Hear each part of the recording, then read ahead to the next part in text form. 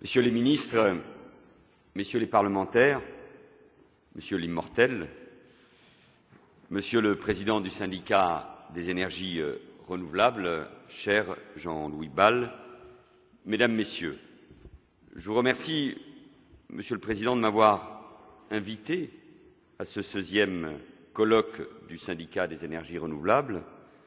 Vous le disiez à l'instant, la dernière fois qu'un Premier ministre a ouvert cet événement, c'était en 2000 avec Lionel Jospin, et je suis donc heureux de constater que j'avance au rythme des énergies renouvelables. Mais je ne sais pas pour ce qui me concerne, en tout cas, depuis, les énergies renouvelables ont pris, elles, de l'ampleur. Elles ont trouvé leur place, et depuis 2003, le parc éolien français a ainsi été multiplié par 42.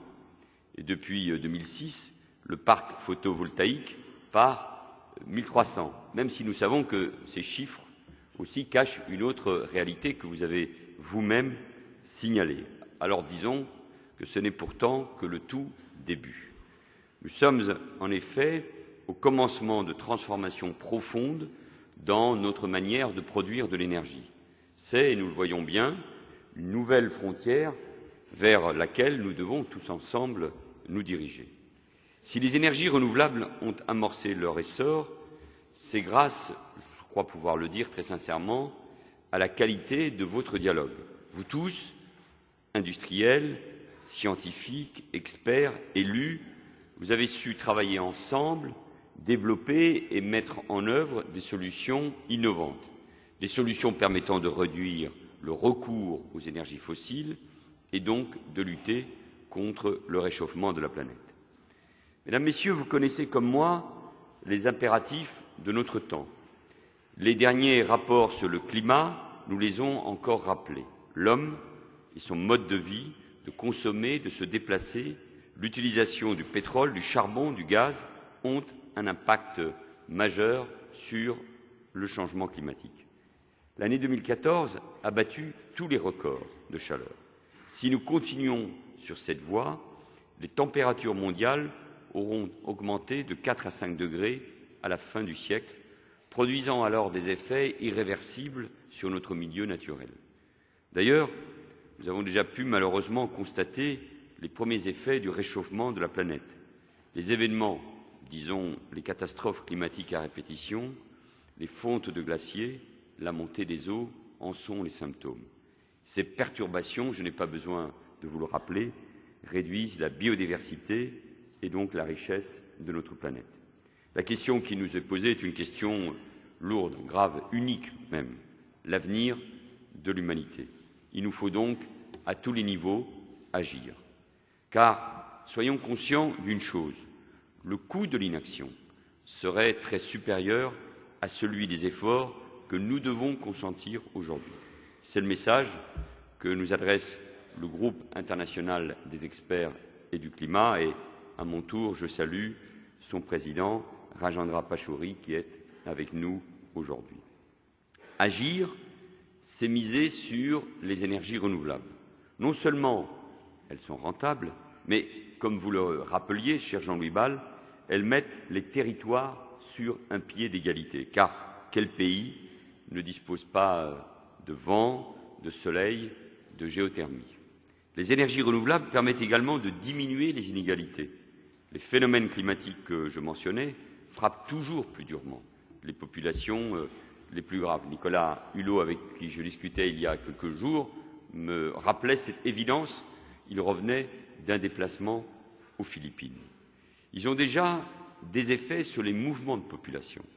Les Nations unies recensent des dizaines de milliers de réfugiés climatiques. Limiter nos émissions de CO2, c'est nous interroger à long terme sur la façon dont nous vivons. Mieux penser les villes pour être moins dépendants de l'automobile, mieux recycler, mieux préserver l'environnement et la biodiversité. Nous devons donc, pour dire les choses autrement, réinventer notre modèle de croissance. Et je dis bien, en faisant écho à vos propos, je dis bien de croissance. On entend souvent que les régulations environnementales serait un frein à la croissance. C'est faux. Limiter nos émissions de CO2, cela ne veut pas dire arrêter de produire. Cela veut dire produire autrement, produire mieux et aussi moins consommer de ressources naturelles. La croissance verte, les technologies durables sont autant d'opportunités, autant de nouveaux marchés sur lesquels la France est déjà compétitive. J'ai eu l'occasion de me rendre compte, il y a 2 semaines de cela, lors de mon déplacement en Chine, où les grands groupes français ont su mettre en avant leur savoir-faire. Développer les énergies renouvelables est donc une question de volonté politique, mais aussi de moyens. Les deux sont liés. Je souhaite que nous revoyions nos modèles de subvention aux énergies. Aujourd'hui encore, les énergies fossiles bénéficient de 4 fois plus d'aides dans le monde que les énergies renouvelables. Au regard de l'urgence, cette situation est incompréhensible. La lutte contre le réchauffement climatique, mesdames et messieurs, ne portera ses fruits que si tous les pays travaillent de concert. C'est bien à l'échelle de la planète qu'il faut agir pour obtenir des résultats. Et nous le savons, c'est désormais notre responsabilité à tous de le faire savoir. Une nouvelle diplomatie verte se met en place et, avec la conférence Paris Climat 2015, la France est à la pointe de ce combat. Laurent Fabius, le ministre des Affaires étrangères, et Ségolène Royal, la ministre chargée de l'écologie, sont pleinement impliqués pour mobiliser en France et dans le monde. Mobiliser les acteurs gouvernementaux, mobiliser les ONG et les associations, mobiliser les entreprises, mais mobiliser aussi, et pour nous Français, c'est un défi considérable pour cette année, mobiliser toute la société autour de ce rendez-vous. Un accord ambitieux et responsable doit être signé à l'issue de cette conférence en décembre prochain. Il y a encore du chemin à faire et nous connaissons tous les obstacles qui peuvent empêcher cet accord. En tout cas, soyez assurés que la France, son gouvernement, sous l'autorité du président de la République, fera tout ce qui est possible pour arriver à un accord ambitieux et responsable. Cela implique de prendre en compte la spécificité des situations, car le problème ne se pose pas de la même manière dans les pays développés et dans les pays en développement. Cela implique également de rassembler autour de cet accord les plus grands émetteurs de gaz à effet de serre, et je pense notamment aux États-Unis et à la Chine. Et comme vous le savez, la Chine fait face à de lourds problèmes de pollution. Chaque année, pour répondre aux besoins énergétiques de plus d'1,4 milliard d'habitants, la Chine installe à peu près l'équivalent de la puissance électrique de la France. Pour cela, elle a recours aux énergies fossiles. Mais ce que l'on sait moins, mais que vous savez parfaitement, c'est qu'il est aussi le premier pays au monde pour les énergies renouvelables, aussi bien en tant que producteur qu'en tant que consommateur. Alors oui, moi je ne veux pas douter, la Chine agit, et je sais et j'espère qu'elle saisira l'opportunité de la conférence Paris Climat 2015. Le président Xi Jinping et le Premier ministre chinois, Li Keqiang, l'ont confirmé, l'ont affirmé à plusieurs reprises. Les échanges internationaux ne se limitent pas, bien entendu, à la Chine.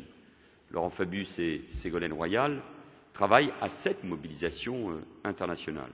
C'était le cas à Lima, il y a quelques semaines. Ils étaient aussi en Inde, la semaine dernière, lors du Forum mondial du développement durable, pour évoquer l'accord de décembre et les moyens de le rendre aussi ambitieux que possible. Et nous savons que l'Inde aura également un rôle important et devra assumer ses responsabilités dans ce domaine.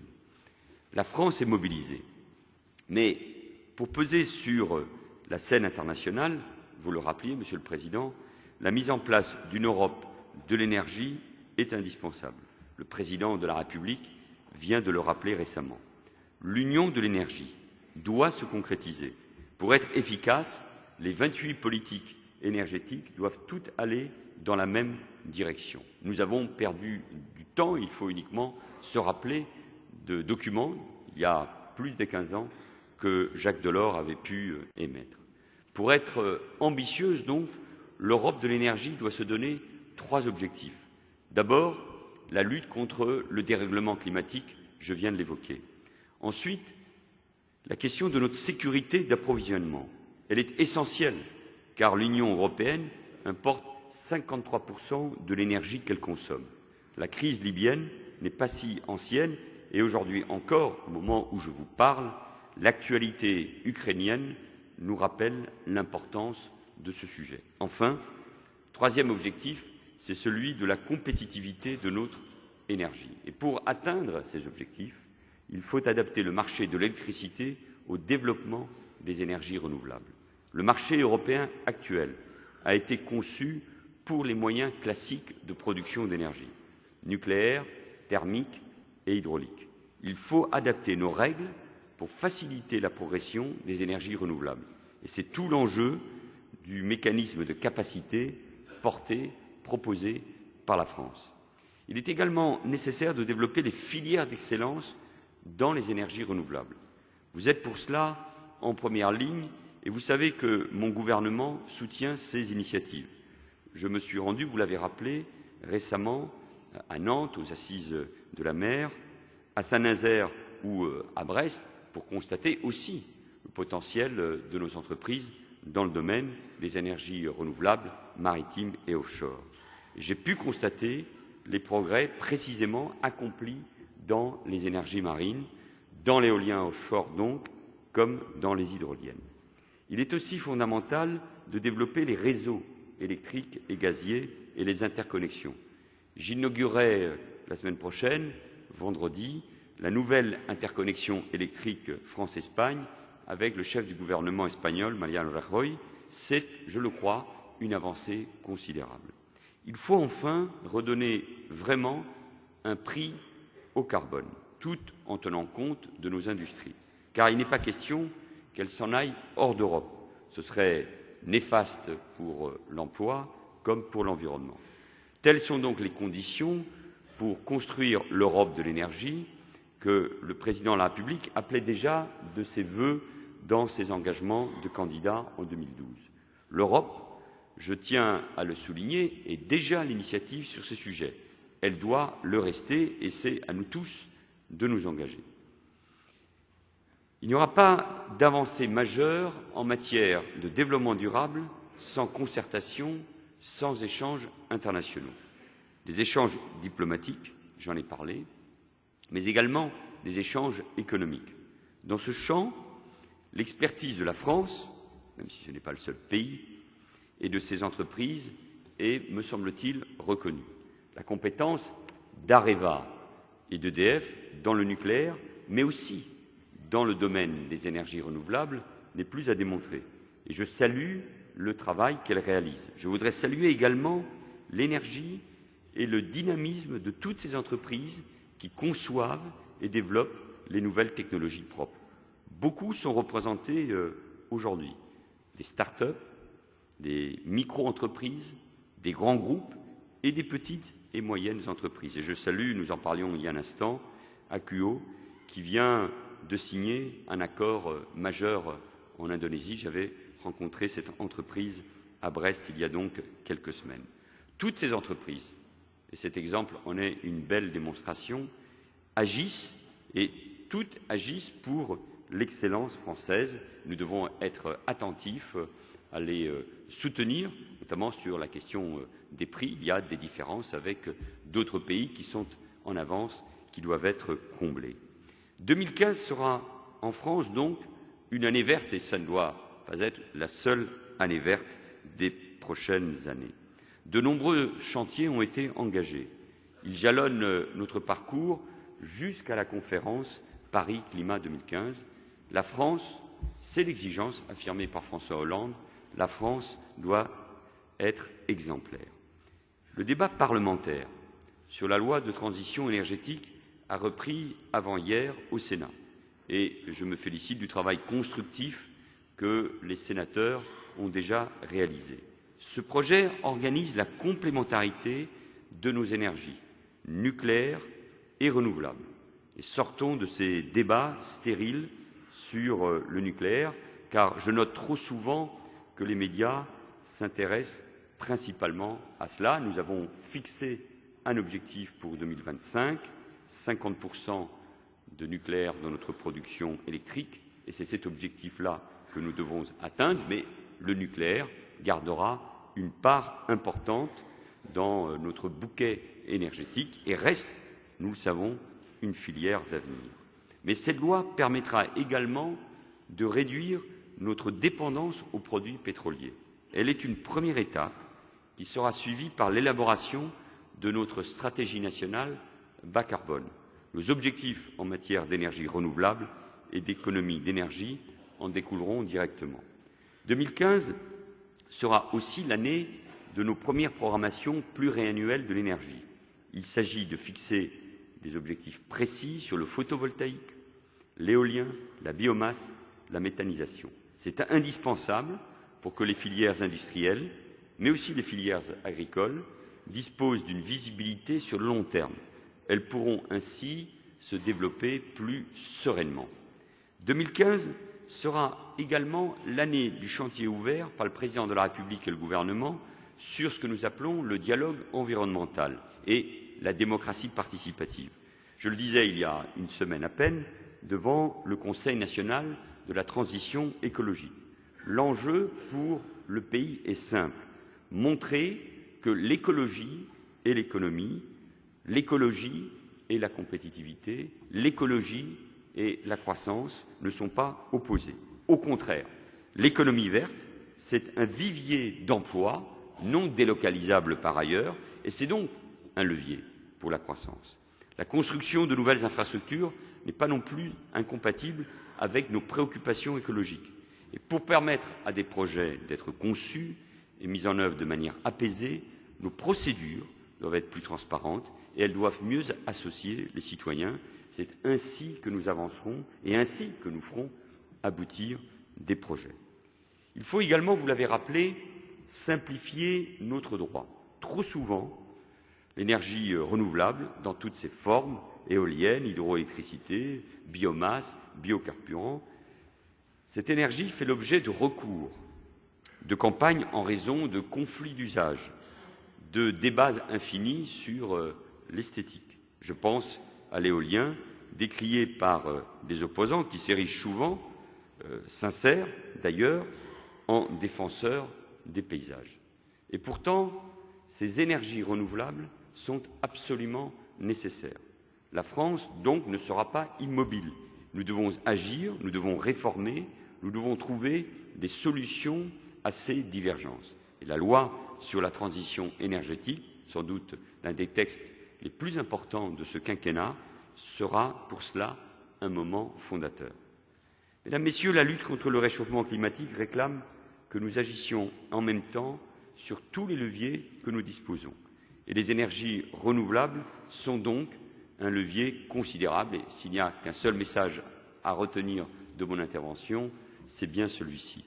L'action du gouvernement est déterminée et, je pense pouvoir le dire, mais avec modestie et lucidité, elle porte déjà ses fruits. RTE, notre réseau de transport d'électricité, l'a rappelé. La puissance éolienne installée a progressé de plus de 50% en 2014 par rapport à 2013, et cela représente 963 mégawatts. Sur la même période, la production d'énergie renouvelable électrique a atteint près de 20% de la consommation. Hors hydraulique, l'éolien, le photovoltaïque, il ne doit plus connaître les zigzags de ces dernières années, et la bioénergie ont dépassé la production du parc thermique. Et grâce aux mesures de simplification juridique qui doivent bien s'appliquer, qui doivent être bien respectées, en 2014, la France a enrayé la chute des installations constatée depuis 2011, mais je mesure encore les progrès qu'il nous faut accomplir. La France, en tout cas, est sur la bonne voie, sur la voie de la transition énergétique, et il faut continuer sur cette lancée. Les chantiers qui s'ouvrent à nous sont nombreux et passionnants. Nous devons identifier de nouvelles zones pour l'éolien offshore. Nous devons également faire un premier retour d'expérience sur la méthanisation et aller plus loin, étudier les bonnes pratiques à mettre en place, les manières dont le soutien peut être adapté car je n'ignore pas qu'il subsiste des difficultés. Nous devons adapter les soutiens financiers pour atteindre nos objectifs, notamment pour le photovoltaïque. Parler des chantiers qui nous attendent, c'est identifier les premières avancées, c'est donc reconnaître le rôle précurseur des Outre-mer. Elles doivent constituer des vitrines technologiques grâce au stockage de l'énergie, grâce à l'énergie thermique des mers. C'est tout le travail mené par Ségolène Royal qui sera en effet présente ici cet après-midi. La lutte contre le réchauffement climatique exige également que nous agissions dès aujourd'hui. C'est le rôle de tous les Français, je le rappelais. Nous devons faire évoluer nos habitudes et nos pratiques, progressivement mais durablement. Et c'est un débat dont chacun doit se saisir. Et moi, je salue toujours comme un fait très important qu'un grand intellectuel, qu'un grand écrivain passionné par ces questions de l'énergie, de l'eau, par les questions du développement au Sud, qu'un grand intellectuel comme Éric Orsena soit à la pointe de ce combat, parce qu'il ne s'agit pas uniquement que les experts ou que les entreprises s'intéressent ou portent ces débats, même si c'est essentiel. C'est donc votre rôle, votre responsabilité de continuer à œuvrer pour le développement résolu et financièrement soutenable des énergies renouvelables. Et je sais que vous le faites tous les jours, car je sais combien ce sujet vous tient à cœur, chacun dans votre domaine.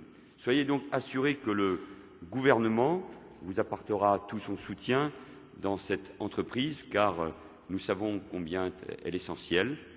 Je vous souhaite, parce que moi je vous quitte immédiatement, c'est le lot d'un Premier ministre, je le disais, d'ouvrir ou de conclure ce type de colloque, mais je sais que ce qui est essentiel, ce sont les débats que vous aurez tout au long de cette journée. Et moi, Monsieur le Président, je l'ai bien compris, je ne sais pas où je serai, mais je vous donne rendez-vous dans 15 ans. Merci beaucoup.